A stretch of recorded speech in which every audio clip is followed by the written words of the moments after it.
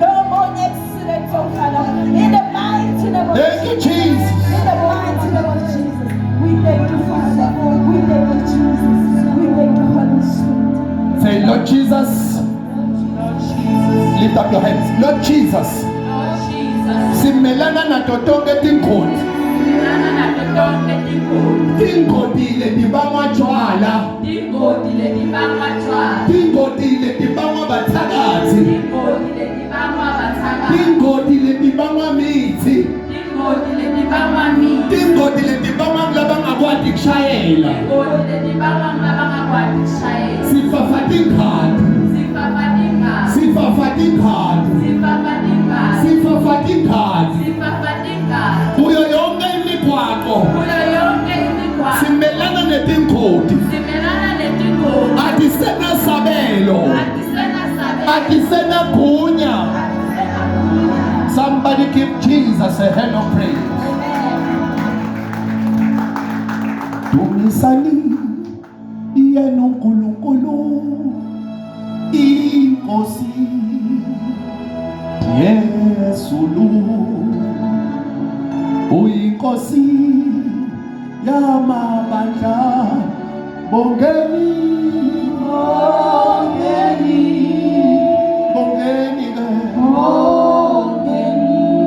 we may be seated egameni likaJesu. Hallelujah. Tell neighbor, be ready. Be ready. This season, you are going to work. You are going to work. I'm in a rock church. Neighbor, be ready. Be ready. This season, you are going for business. You're going for business. Somebody give Jesus a hand of praise. Siyabingelela to leadership nelibandla lonke egameni likaJesu. Hallelujah. Amen. Hallelujah. Amen.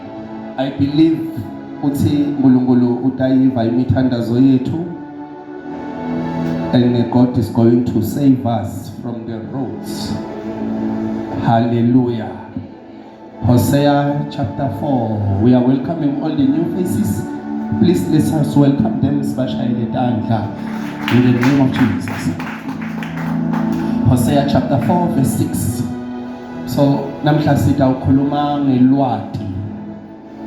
Sitawukhuluma ngelwati. I don't know ngiba ngathi setulu kakhulu. Hallelujah. So say, Lord Jesus. Lord Jesus. Forgive me my sins. Forgive me my sins. Ungihlande ngengadi yakho. Ungihlande ngengadi yakho. Thethelele bona kwami. Thethelele bona kwami. Hlambulule inhliziyo yakho. Hlambulule inhliziyo yakho. Ungcwelise umphefumulo wakho. Ungcwelise umphefumulo wakho. Congratulations, you are born again. Somebody give Jesus a hand of praise. Hosea chapter 4 verse 6. So namhla sitawukhuluma ngekubaluleka kwelwati. Knowledge. Lwati. Njengoba ngikhuluma so sishomelane kakhulu namhla sifundisane sixoxile. Hallelujah. Amen. Njengoba ngikhuluma so kunemuntu la uyothenga imoto. Uyoyithengela intombi. Masinishba. The reason why ayothenga le moto le is because engqondweni yakhe uqabanga ukuthi set final ukuthi lo muntu lengiyophila naye forever. So ute lelwati lokuthi lo yophelela entandleni talabanye. So investor bonke lo munye ukhuluma la sibafana kuphela nentombazana. Umthathe lo mfoyo umfaka emsebenzini ngoba ufuna ukuthi kusasa abonakala umuntu afika ahlangane nalabo nangathi bangcono kunawe aqhubeke nabo usale wena human resource. So if only they had knowledge ukuthi la lemkhona khona yogcina njani, they would know the kinds of decisions lemele bawathathe. Are you with me? lo mnye uza kutshela athi nangabe bengathi ukuthi udongimoshela isikhathi kube angizange ngaqala impilo nami. Nangabe bengathi ukuthi uyongiphatha so kube angizange ngenda lokho. Nangabe bengathi ukuthi lo msebenzi lo kunebantu labaso kuba ngizange ngathatha le business le. Bengingakhetha kuyosebenza ku company A na B, ngakhetha nini kanti ngathi ukuthi ngiyathakatha. So the only thing lebambela umuntu ukuthi akukhona ukuthatha isinqumo lesikahle ushoda ngelwadi. Please move with me slowly. Hosea chapter 4 verse 6. Let's read. Hosea chapter 4 verse 6. My people are destroyed from lack of knowledge. Because you have rejected knowledge, I also reject you as my priest. Because you have ignored the law of your God, I also will ignore your children.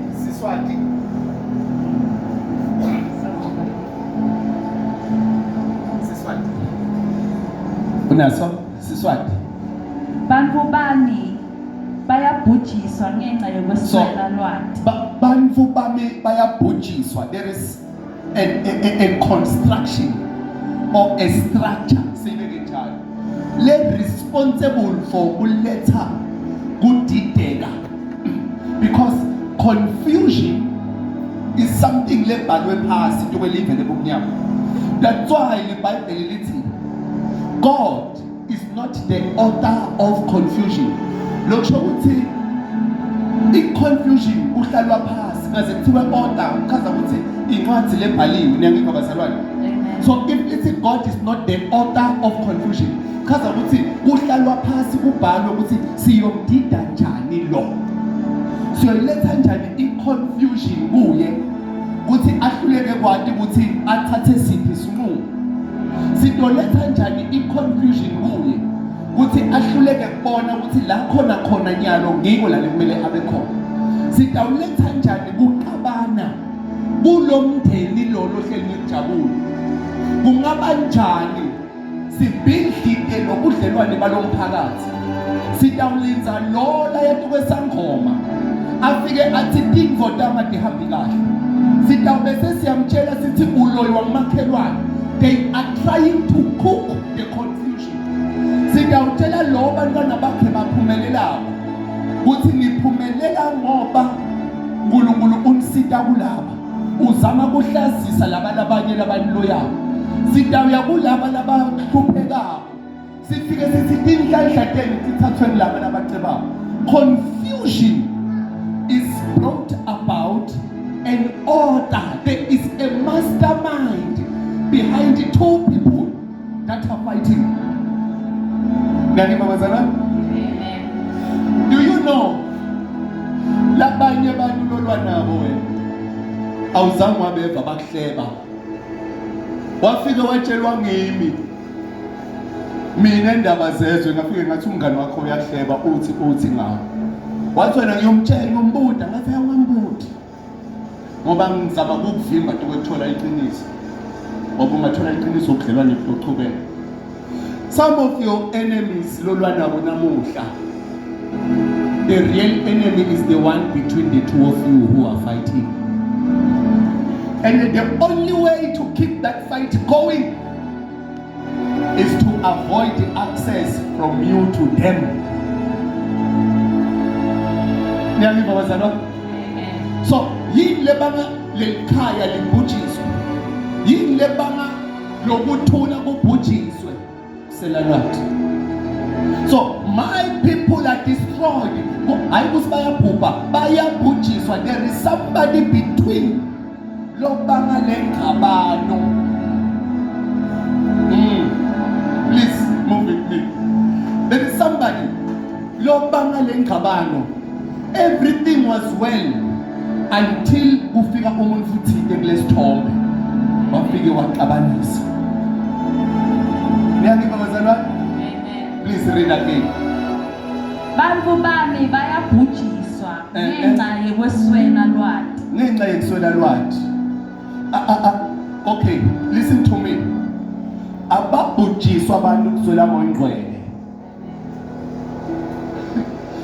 ababhujiswa abantu kuhluleka kuthandaza, ababhujiswa abantu ukuthi abedi esontweni, because nasemabandleni siyenda sifika sigubhe khona ngokuthi sithola lwadi lekungasilo. Do you know, kunemuntu kumine personal lalela kishumayelo tami lati enjoy yakho, but angeva umuntu afakaza athi ngiphilile from i-asthma attack automatically yongblocker lo muntu.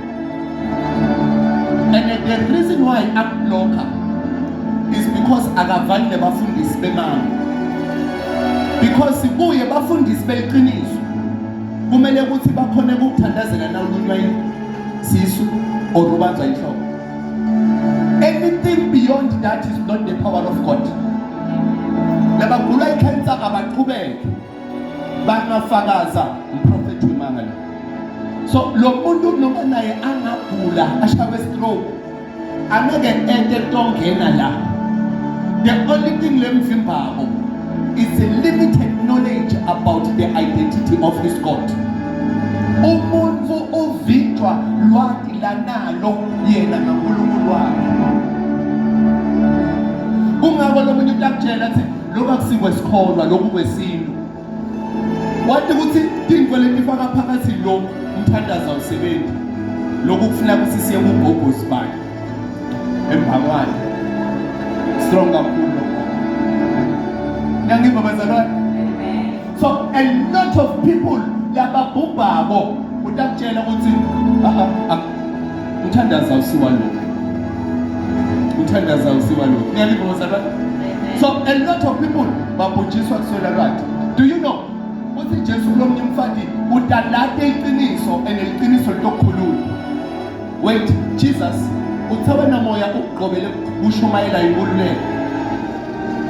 But now uthi lo mfati utolate iqiniso neqiniso lokukhulula.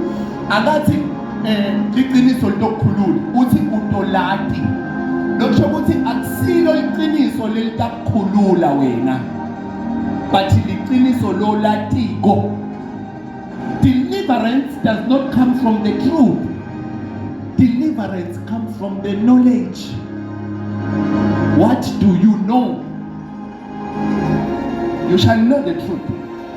And after solatile iqiniso, ngibona utokhona kuthola inkululeko. What is the truth? Ngiyangiba bazalwane. I was so hurt a few days back ngena Facebook. Ngibona labanye bazalwane bathandaza igama la Jesu baze bashisa amabhuku netifiketi bathi siyadishisa egameni lika Jesu indoda Sathane. Labanye bathembisa kuyekela inkolo ngoba bathi isikolo saSathane. Baye varsity batali batiphoka imali yabo yeqina. Bathumela abantwana ukuthi baye varsity babuye nema qualification just for umechiso ukuthi usolve inzalo. And Christianity is dangerous. Ngoba noma ngibana ngafika khulume noma yini, nami ngafika ngime nje la. Ngizothi uNkulunkulu sikasafaka roll on ngoba ayiqhamuke ezulwini.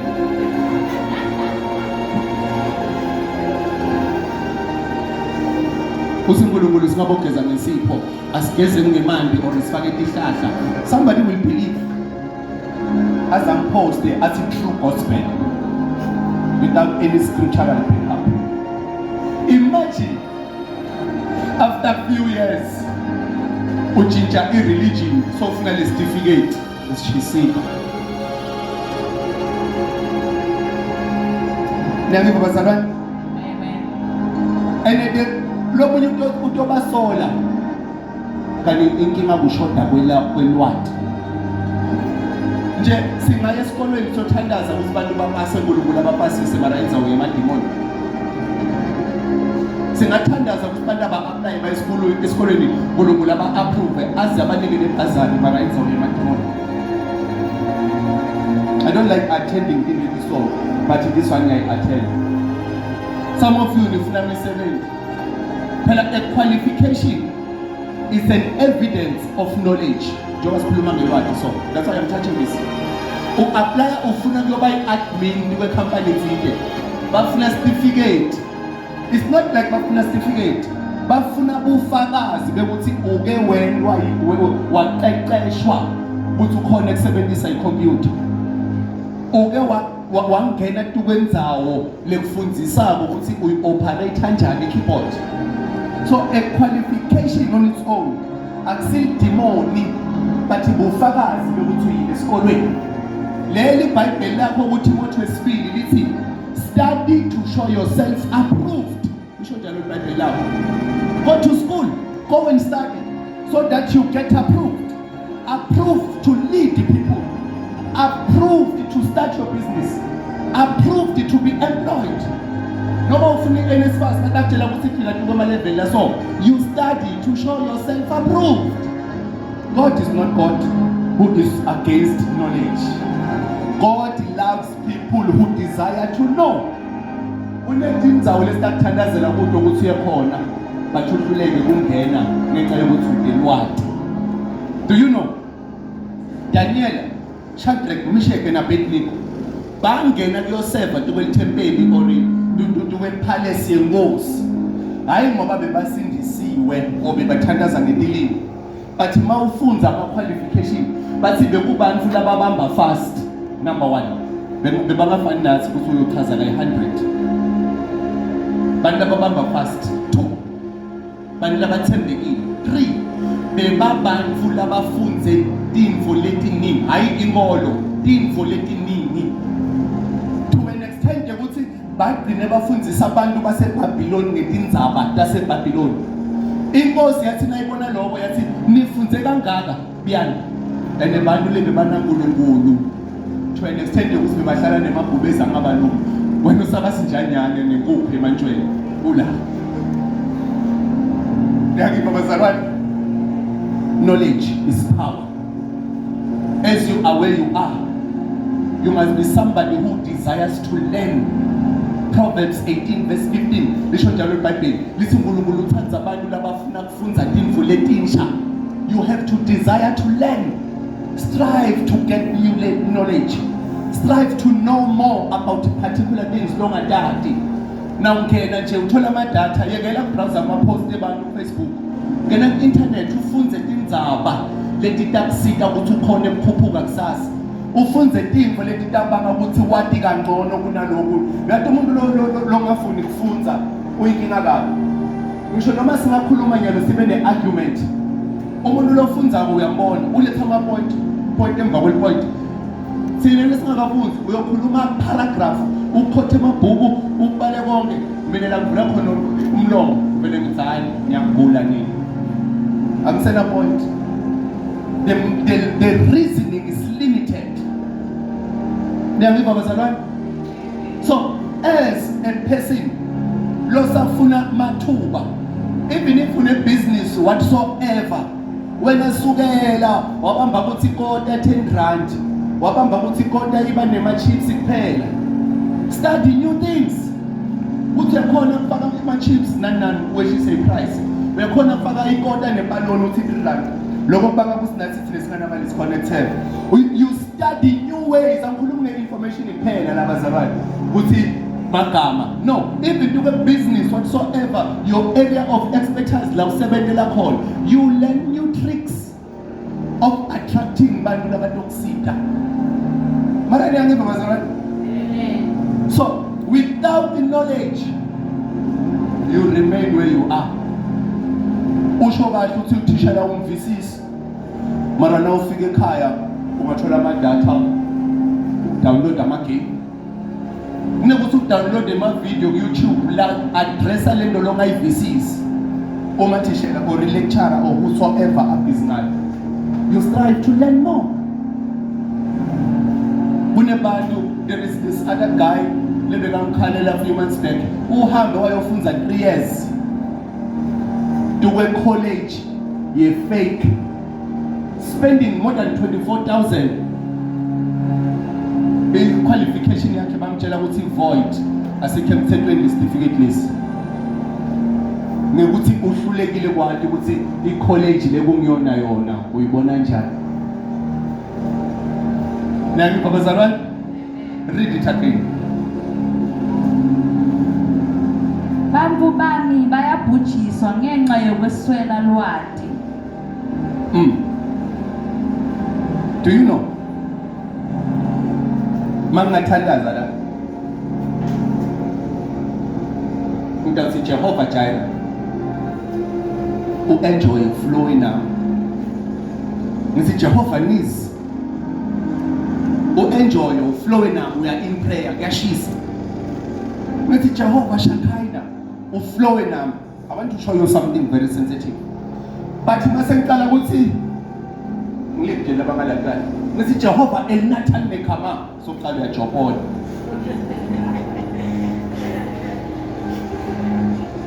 Ubuka makhelwane wakho lo-invite lokuqala ukuthi nje uyamove umfundisi ukuthi uthini. Mhlambe phela lo Elnathan ngilenyoka. Akuthi leba prophet asithenjwa nekuthenjwa. So now the person does not even receive the prayer because of limited knowledge ngemagama kaNkulunkulu. Niyangipha bazalwane? Uthi Jesu enyelanga mabathi kuye. Lo muntu lo ukhipha amadimoni ngeligama la Beelzebul.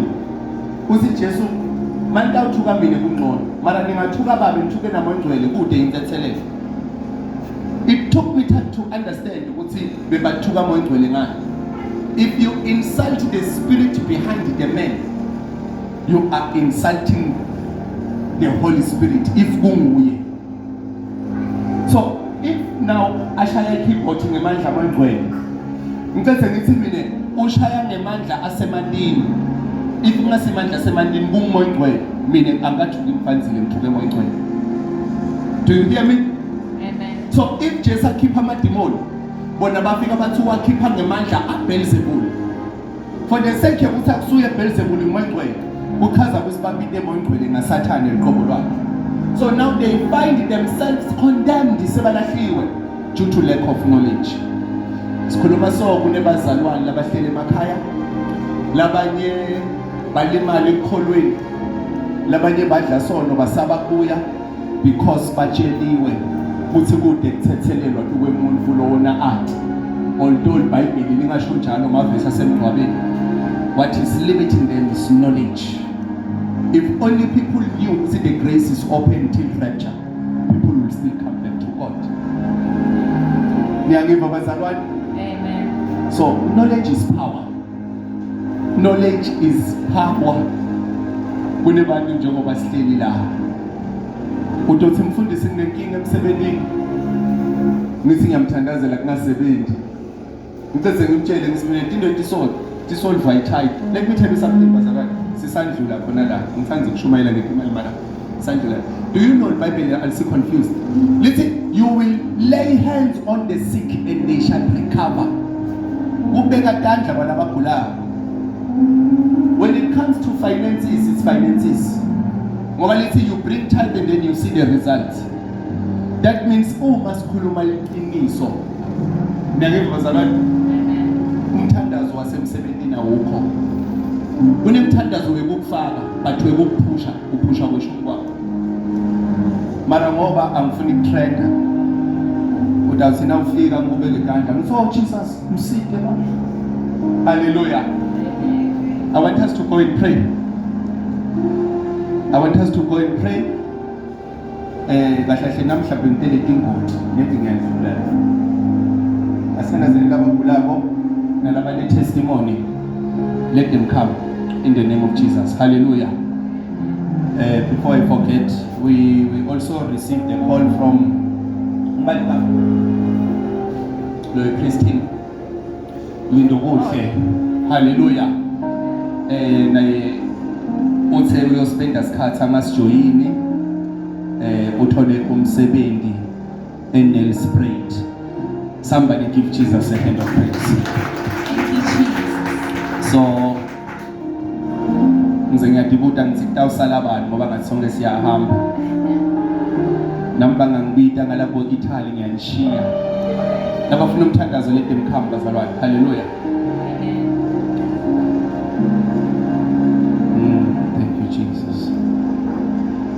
you Jesus. Laleni ingoma bazalwane, abantu basaba kusukuma kuthulile.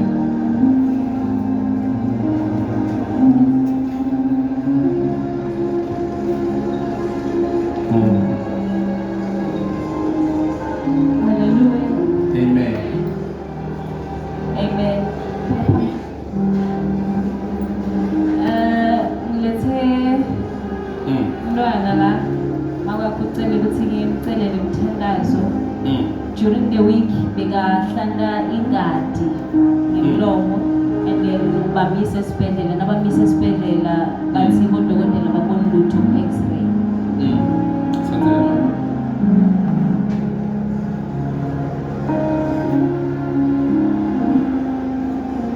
Kunabani wakubo la? Nazi siswakhe.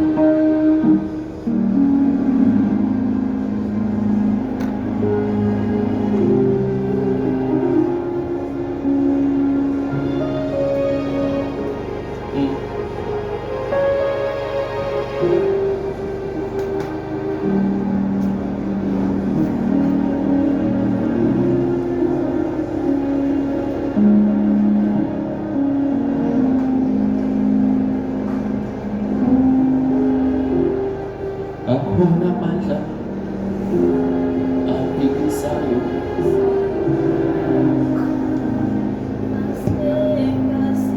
Ngicela khuluma nabo after unika nomzala ama-instructions. Hallelujah. Hallelujah. Amen. So before we close, I know my khona nathi khona Jesu abantu bathi ngingubani, and then people respond bathi labanye bathi umElijah, labanye bathi umzibani manyane, but ekugcineni uthi Jesu nini nithi ngingubani. Child of God, i-relationship yakho naNkulunkulu ilimitwa lwati lonalo ngaNkulunkulu. What you know is what will work for you. And God can do anything, but God is limited by your belief, because anything longer believe ukuthi angayenda, you will not give credit to him. Amen. So God can help you, God can change your situation, but only if you believe, because in belief ihamba knowledge although ungafani. So today I want you to know, because it is knowledge that will help you. I'm not talking about wisdom here, I'm talking about knowledge. Wisdom and knowledge are two different things. Wisdom is given by God. Wisdom okay, if mina ngiyalungathatha mina beSwatini ngahluleka kusema, not because I don't have hlakaniphi, but because angadi. Mama nginiki phone yaluthi update software ngahluleka, not because ngidom, angadi, I don't have knowledge. Yabakala bazalwane. But if ungangifundisa ngakhona, so you have to study towards what will make you know better. Hallelujah. Amen. Hallelujah. Amen. So let's start a song. So many, I can feel there are 3 people who are sick, but let's start a song. Praise Him. Hallelujah. Thank you, Jesus. Thank you, Jesus.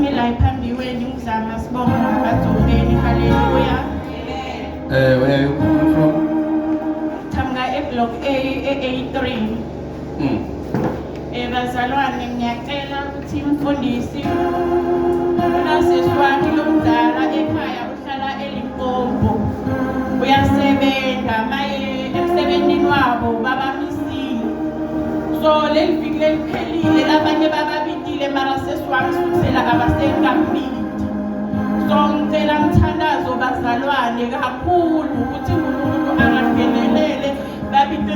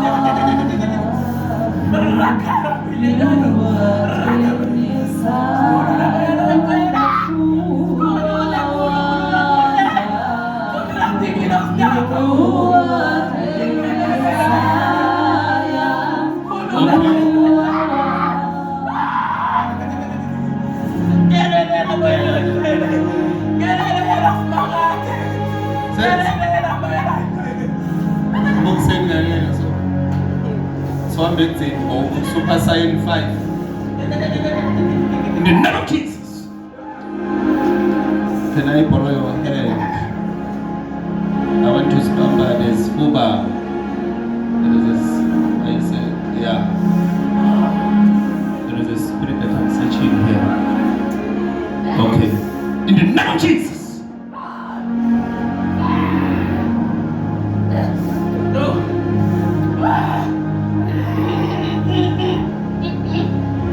In the name of Jesus.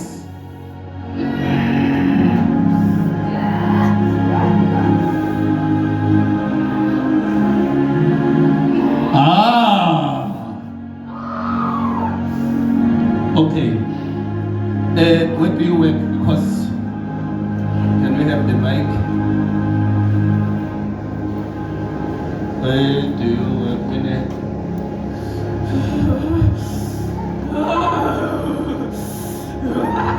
Here we don't do that.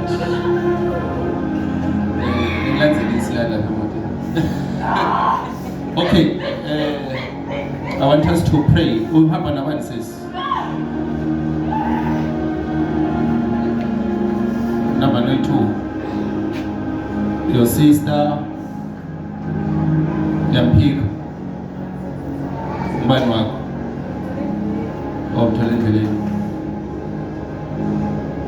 Okay.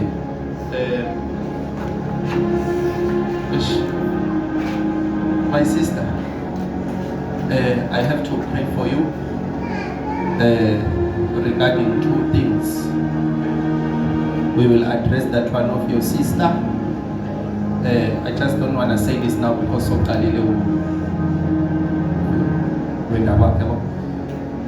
Number 1, we will address the one of I saw the Manuel crash. Yeah, I saw the same grace in intercession, but then your worship. But I don't understand because I also saw the alcohol. But it's fine. We are going to pray for you so that God restores you. Right now, I don't want to lie. I'm concerned about you. You understand? God has to restore you. I also saw Bernard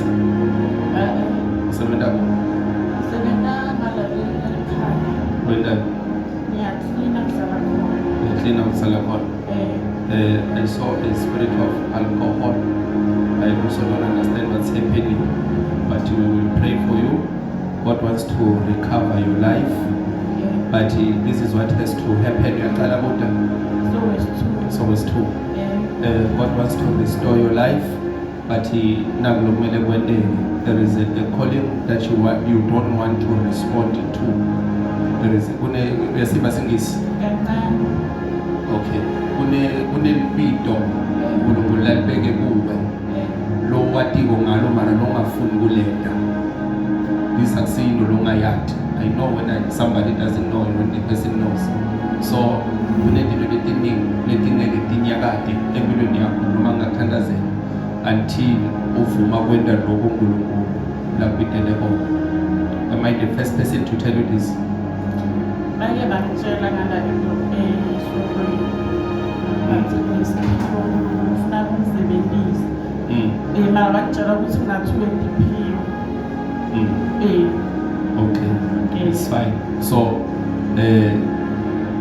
be close to these ladies.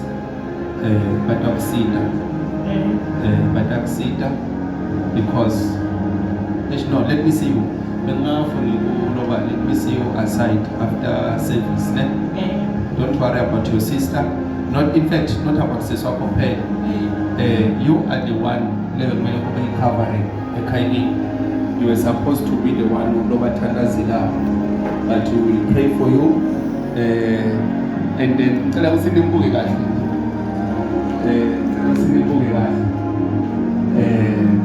we have a sister after we pray for her or after we deal with her, even the complexion is going to change. Hallelujah. So we are going to pray for you. Stop blooming alcohol because I keep saying alcohol. In the name of Jesus. Shalom. It is that.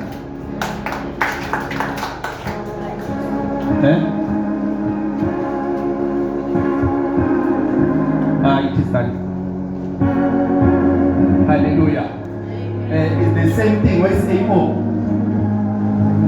It's the same thing with there is a lady last week Lotine la adocela umthandazo ngemntwana masiwaze uhamba nawe where's she? Yeah, it's fine. I will tell you during the week. Hallelujah. Yes, please lift up your hands. Father, I pray in the name of Jesus. Father, may you send somebody on their behalf. Father, may you unite their families.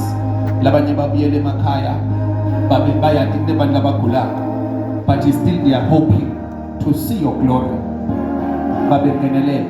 In the name of Jesus, I am praying, Holy Spirit of the living God. Basafuna kuqala imisebenzi, basafuna kuvuka bayo apply, babe ngenelele in the name of Jesus. Labanye basafuna kuyenda ama business, basafuna kuqala impilo yetiphilisa. It is my prayer, Lord Jesus, ukuthi babe ngenelele in the name of Jesus. In the name of Jesus. Labanye basaya tuka ama interview, laba apply le khona le viki, babe ngiyathandaza. Because we want to hear testimonies. We want to hear testimonies in the name of Jesus. In the name of Jesus. In the name of Jesus. Ilanda sukoba. Hebra isa ante ikaba. Hula ande sikema sohovalia. Retona sute ikabalia sei. Hola braso tande ekevelia sukomanda huda. Repra ita suko. Hula sande ekeba. Shalunde seke ikaba. Rosha ikatela sukoma handesi. Hikatosha ekesileva. Hombra sata kapahase. Hikapana sute ikapa. Hola supre entesike. Hazuye ebenia taura saka. Halianda suko libahasa. Oh shalabahasie. Rebra ata sukoma. As I am praying like this, 3 people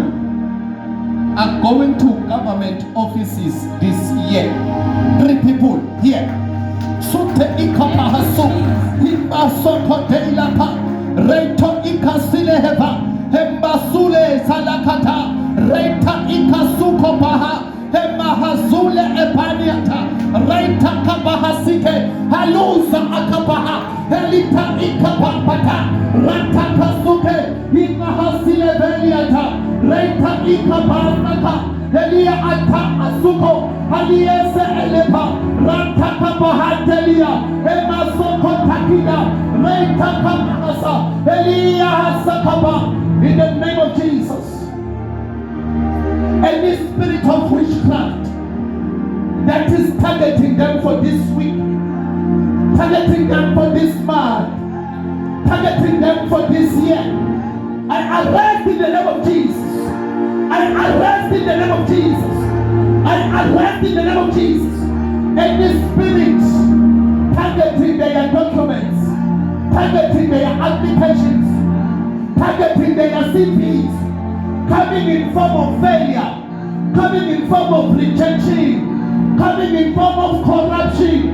I arrest it in Jesus' name. I arrest it in Jesus' name. Any spirit, my Father, coming against their families, coming against their houses, it is under arrest.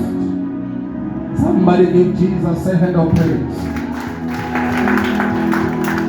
Hallelujah. Likewise, says to them announcement. We are going to have our graduates luncheon. Hallelujah. So we are going to have our graduates luncheon. Likewise, the Safna Kipa Imali, but Sekona. Let's say down Nigela, hallelujah. Which is called Pega. Hallelujah. Amen. For your favorite Buddha. Hallelujah. Amen. So, my graduate astale nyalo kuboleka magauni. Hallelujah. Amen. Sikoke magauni. Sase high school or let's call them out no graduation at least go uniform. Hallelujah. In Shaka 15 we will be having a speaker from Gama Teresa. Okay, I'm getting a profile yake nyano, but a very well known and well educated woman of God. Hallelujah. Amen. Yeah, so nyalo noma ungabona ku Facebook bashe certificate ungathi mina ngibita abantu labafunzile nemademoni. God loves educated people. Hallelujah. Ungabo Jeremiah bavuswe ebusuku kuthiwa bafunza into. You cannot read unless you are educated. The Bible is a result of education. Hallelujah. So may the glory of the Lord be upon your life. Nampuma ngicela bona lo sisi lo hamba nemntwana lo enkadi and you my sister in the name of Jesus akhona amandla. Shalom.